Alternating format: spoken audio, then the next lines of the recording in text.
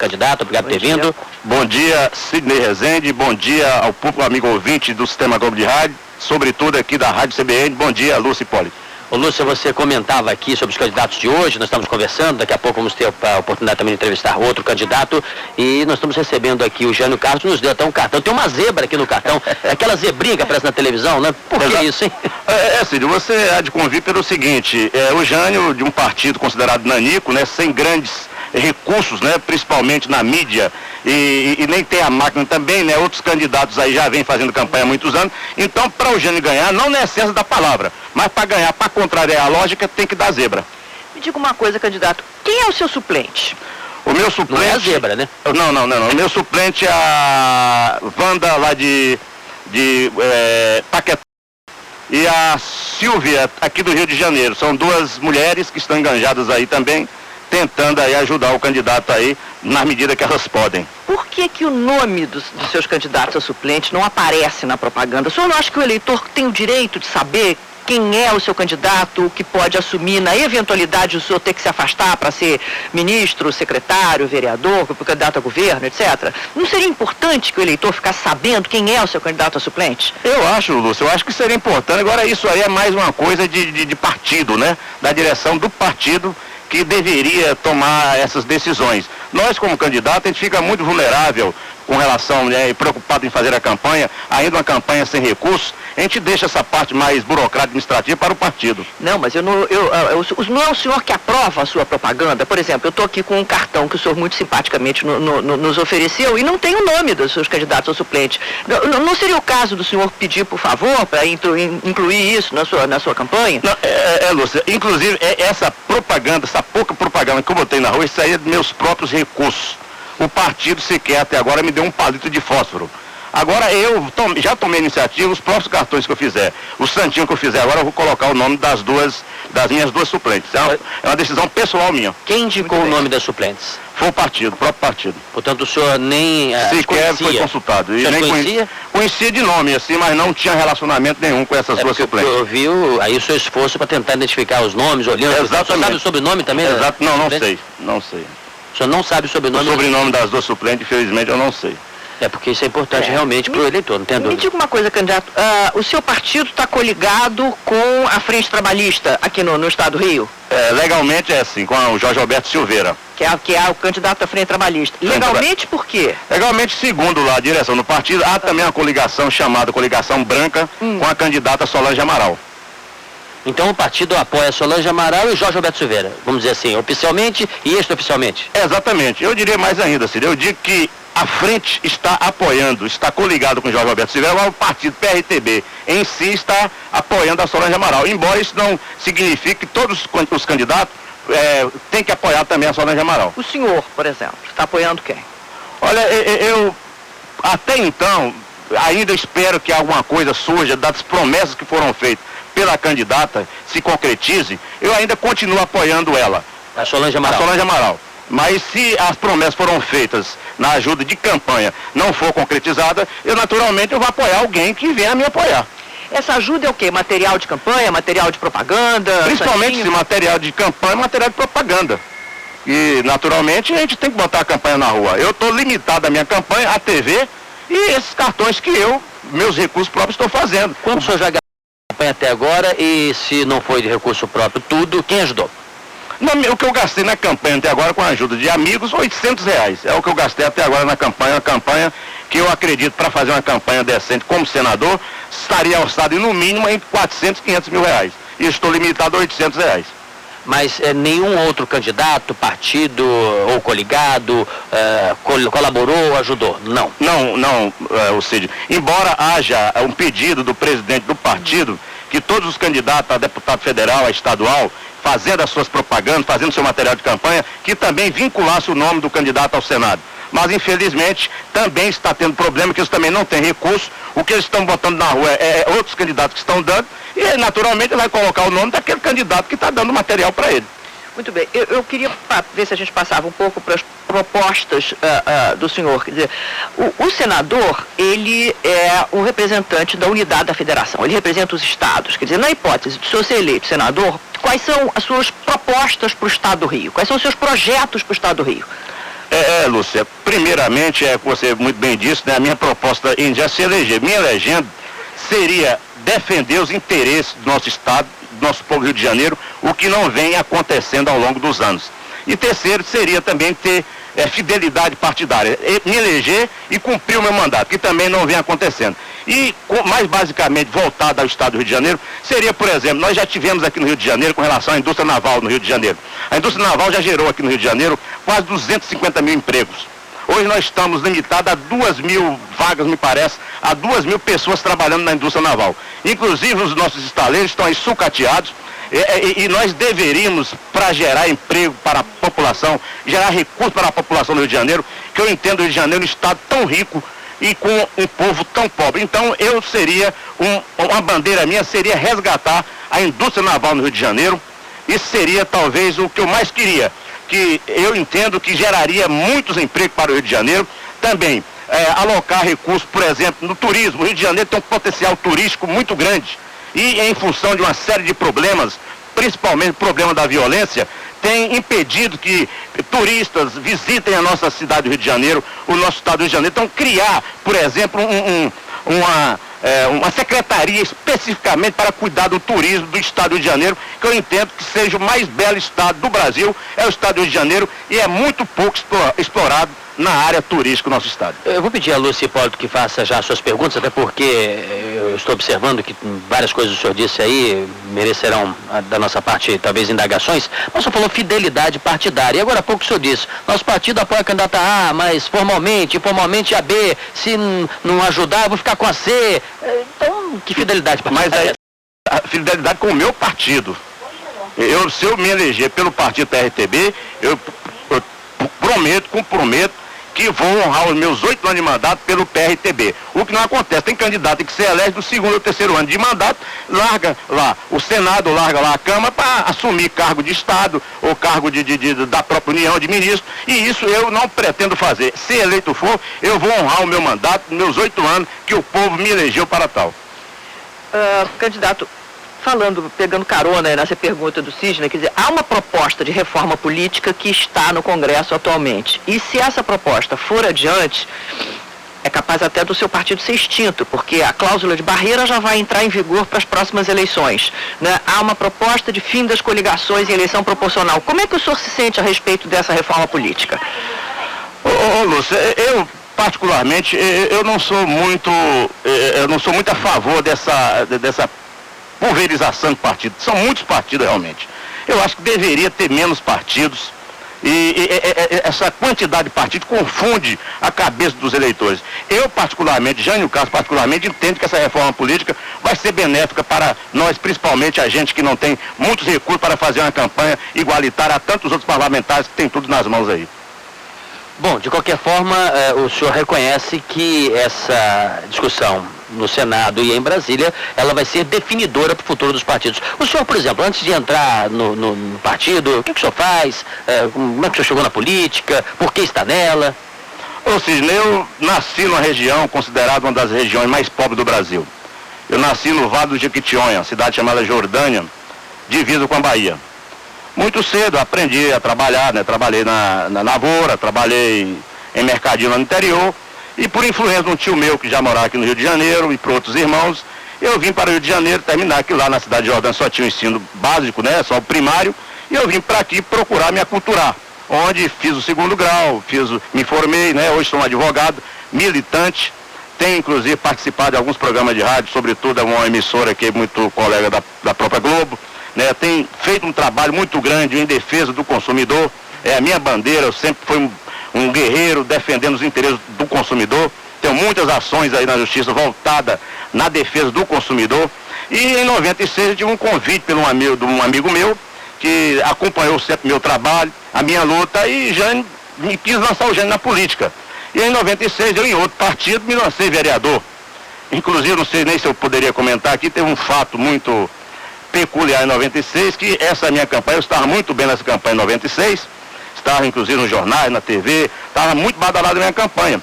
E naquela época, o meu slogan de campanha era exatamente esse: Jânio Castro não é quadro nem... E eu fui surpreendido por um colega meu de partido, que me ligou e disse que eu naquele momento já tinha sido publicado no Diário Oficial a minha renúncia. Falei, mas minha renúncia como? Eu não renunciei nada. Só porque o senhor é Jânio? É, o senhor Jânio.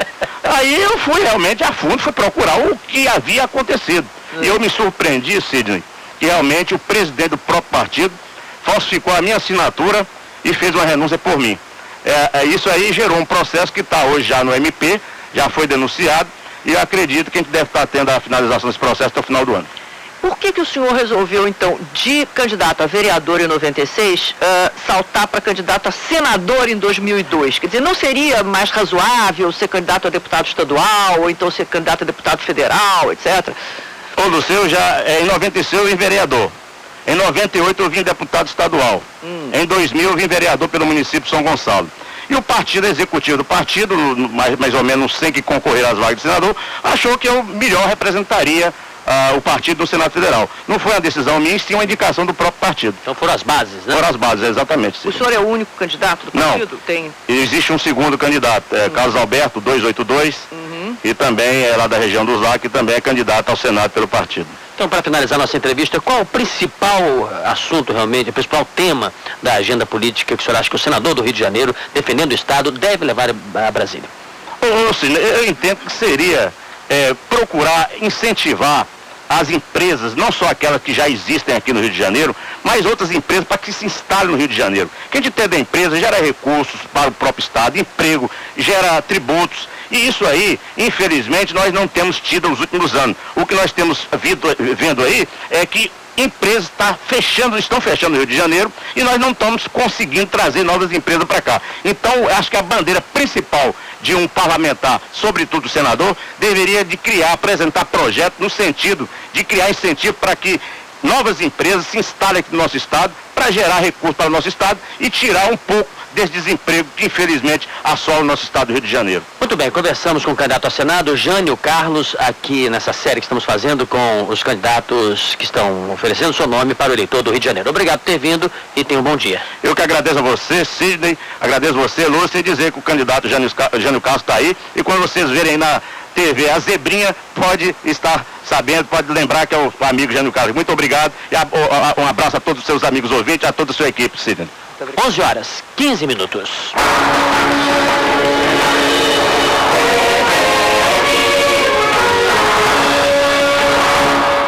Vamos dar prosseguimento a essa série de entrevistas que estamos fazendo, agora conversando com Arthur da Távola, do PSDB. Ele já é senador e está oferecendo seu nome para a reeleição. Arthur da Távola, bom dia. Bom dia, Sidney, bom dia, Lúcia, bom dia aos ouvintes da Rádio CBN. Vamos começar conversando aqui nesse espaço de 15 minutos para que o eleitor possa entender o que cada candidato está pretendendo. No seu caso, a reeleição, mais 8 anos. E, além do que já foi feito, o que o senhor acha que daqui para frente é preciso fazer? O que o senador que vai representar o Estado do Rio de Janeiro em Brasília hoje deve priorizar?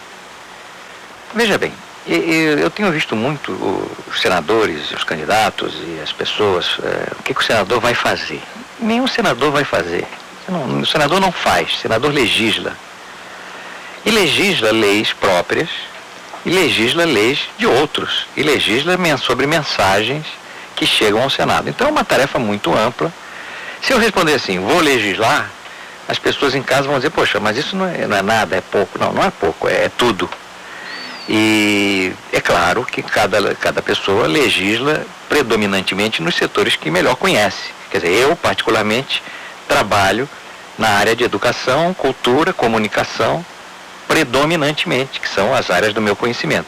Porém, sou obrigado a legislar em outras áreas. Eu fui relator da Lei Pelé, sobre esporte, da Lei Zico, ainda quando eu era deputado. Eu fui relator da Lei Antidrogas, que é uma lei voltada a um problema gravíssimo, que está ligado à questão de segurança. Eu fui vice-presidente de uma comissão de deputados e senadores que agora, recentemente, tratou de unificar todas as leis que existiam sobre segurança e tirar do limbo essas leis e colocar em votação. Já votamos 11 delas no Senado, eu fui vice-presidente dessa comissão. Então a tarefa do senador é uma tarefa que, além disso que eu citei, legislar em geral, ele funciona como uma pessoa que também busca a defesa do seu Estado. Agora, o senador não é um vereador de luxo. Não é um cidadão que tem que estar ali tratando da ponte da cidade tal e qual, disso ou daquilo. O senador também, ele tem uma responsabilidade nacional. O Senado é o órgão revisor da Câmara. Então, as leis que saem da Câmara passam pela revisão do Senado, que olha as leis pela ótica do equilíbrio da federação. Foi para isso que surgiu o Senado. Por quê? Porque na Câmara, evidentemente, os estados que têm maior população têm um número maior de deputados. No Senado não, são todos iguais, são 3 por estado. Para quê? Para evitar que haja pressões internas dentro de um país, segundo as quais alguns estados ou regiões do país com mais, por exemplo, a região sul e sudeste, tem muito mais deputados do que a região nordeste, a região norte. Então, o Senado evita que haja um desequilíbrio no concerto geral da nação e mantém esse equilíbrio. Então, a tarefa do senador é operar nisso tudo.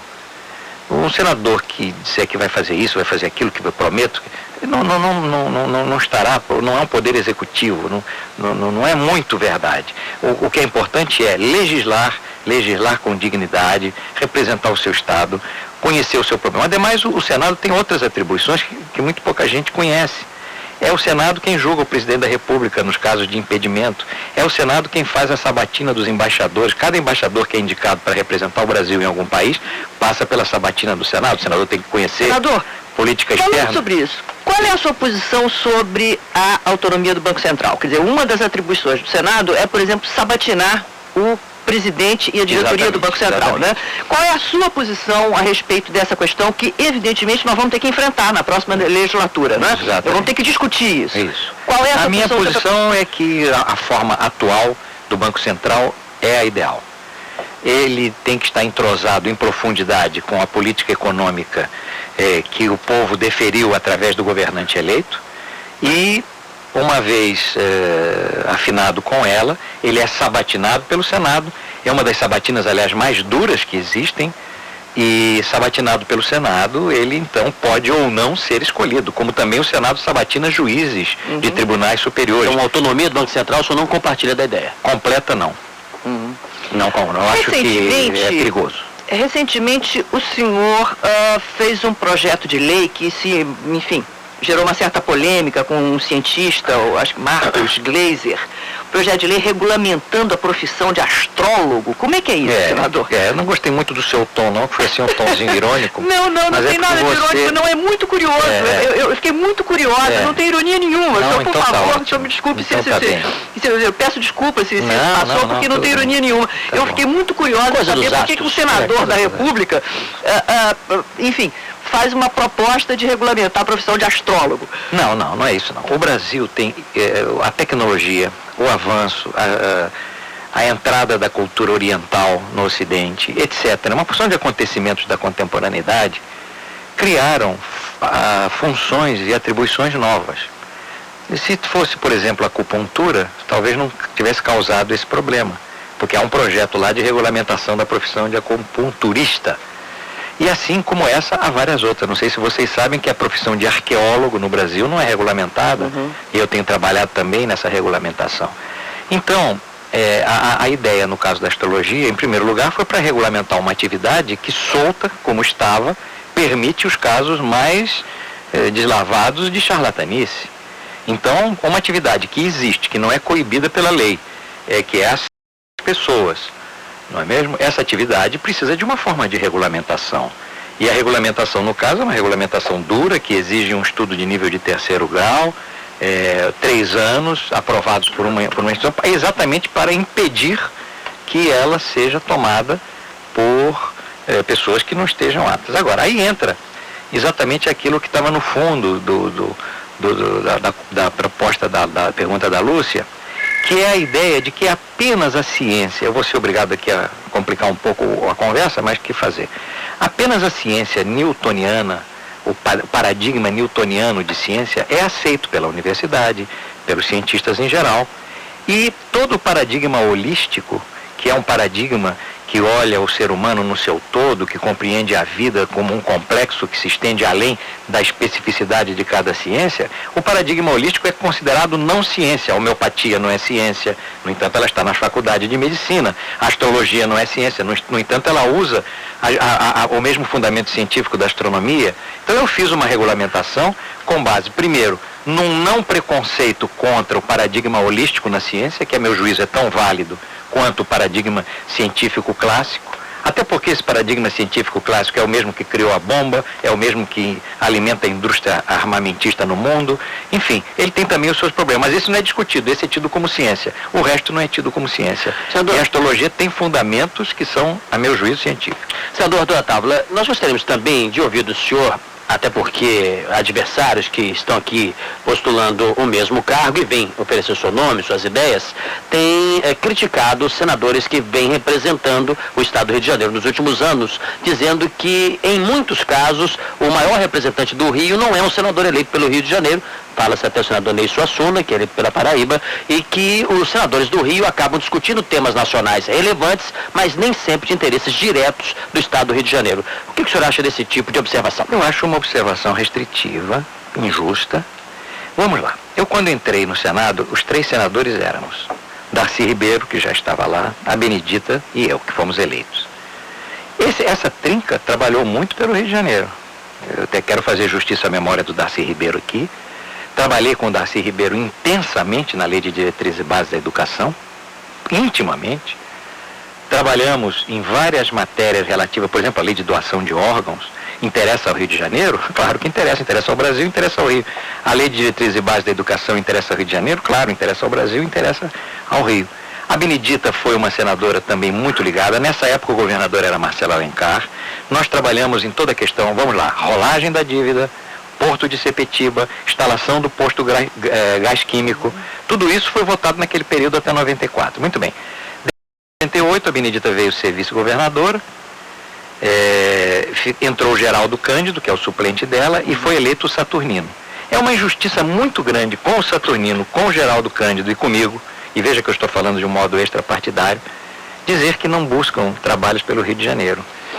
Buscamos. O Saturnino é um excelente senador, o Geraldo é um incansável senador também, e nós temos trabalhado juntos. Quando se trata, por exemplo, vou lhe dar um exemplo, questão da Universidade Federal do Rio de Janeiro, os 3 estamos trabalhando juntos. Questões ligadas à criação de escolas técnicas nas várias regiões do Rio de Janeiro, temos trabalhado junto. Ainda agora, recentemente, no apagão aí da universidade, foram os 3 senadores. Eu mandei um representante, porque naquele dia eu não estava no Rio, mas os 3 representantes numa sala fechada com o reitor Lessa para tratar de assuntos de interesse do Rio. Isso aí é uma maneira de tentar dizer, olha, eles não fazem nada, eu vou fazer. Tudo bem, faz parte. Infelizmente a informação sobre o trabalho no Senado é muito pequena. Eu aliás, dou os parabéns uma vez mais à Rádio CBN, que está pelo menos abrindo esses 15 minutos formidáveis aqui. É como se a eleição do Senado não existisse, ela não sai na mídia. A gente não tem a oportunidade de debater com essa seriedade e de dizer as coisas como elas são. Senador, uma das possibilidades não seria talvez a gente começar a discutir o desmembramento da eleição? Quer dizer, a eleição, o período de 45 a 64, tinha essa virtude de as eleições não serem eleições gerais, de modo que os melhores quadros que eram derrotados, às vezes para governador, às vezes para presidente, poderiam ser candidato a deputado, etc. Agora nós estamos vendo essa eleição geral que desperdiça muita gente. Não seria uma boa bandeira de reforma essa ideia de desmembrar a eleição? Seria sim. Para as pessoas votar em 6 votos, como vão dar agora, 20 algarismos, é complicado. E mistura, embola.